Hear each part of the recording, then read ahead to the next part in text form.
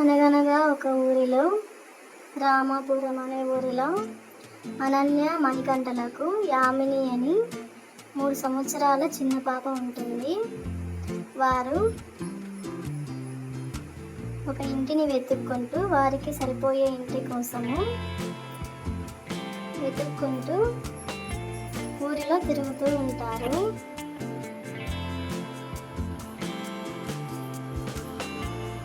ఏంటి అనన్య, మనకు ఈ ఊరిలో ఇల్లే దొరకదా అని మణికంఠ మాట్లాడుతూ ఉంటాడు. అనన్య మణికంఠ ఇల్లు కోసం వెతుకుతూ ఉండగా యామిని, ఏంటి నాన్న ఇంకా ఎంత వెతకాలి అని, ఏం కావాలి మీకు, ఎవరు మీరు అని అడుగుతూ ఉంటుంది. అప్పుడు మణికంఠ, అమ్మ మాకు ఇల్లు కావాలి అద్దెకు అని చెబుతూ ఉంటాడు. సరే, నేను మీకు ఇల్లు అద్దెకు ఇస్తాను, కిరాయికి ఇస్తాను అని చెప్తూ ఉంటుంది.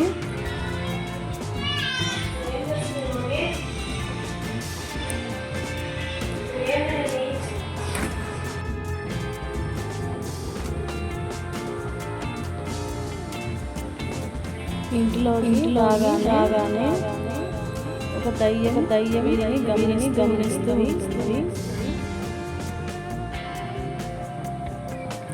ఆ పిశాచి చూసి నాకు మంచి ఆహారం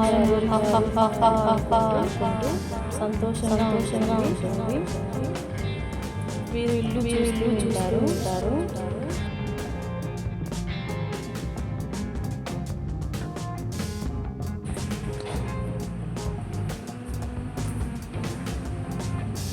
వారు ముగ్గురు కూర్చొని ఉండగా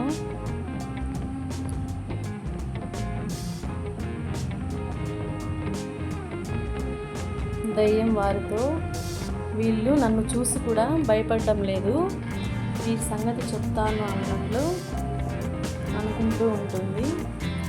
ఆ ఇంటిలోనే కిరాయికి ఉన్న సహస్ర అని తను ఆత్మహత్య చేసుకుని చనిపోతుంది. తను ఆ ఇంటిలోనే దయ్యంగా మారి తిరుగుతూ ఉంటుంది. ఎవరు కిరాయికి వచ్చినా వారిని భయపెడుతూ ఇంటిలో నుంచి తరిమి కొడుతూ ఉంటుంది.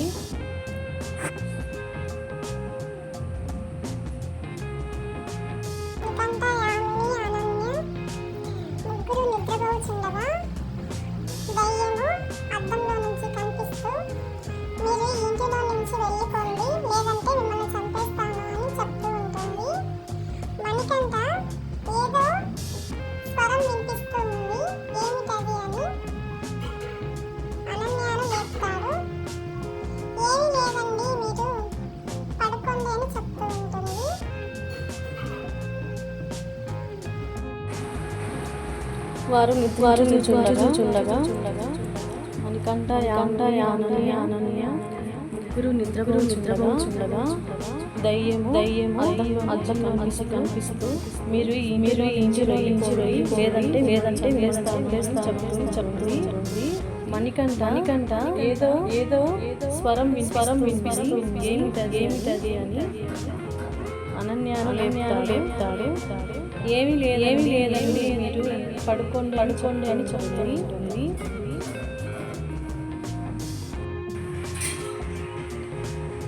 మణికంఠ దయ్యాన్ని చూసి, అమ్మో దయ్యం మమ్మల్ని ఏం చెయ్యొద్దు అని బ్రతిమలాడుకుంటూ ఉంటాడు.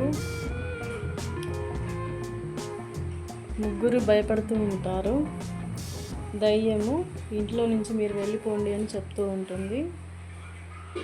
అలాగే వెళ్ళిపోతాము అని భయపడుతూ చెప్తూ ఉంటారు.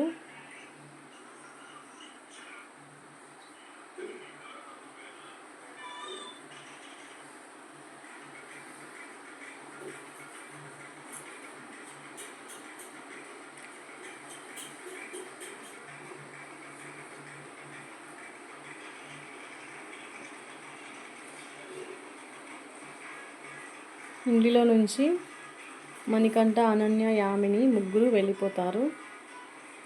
దయ్యం ఆ ఇంటిని స్వాధీనం చేసుకొని ఆ ఇంట్లోనే సంతోషంగా గడుపుతూ ఉంటుంది.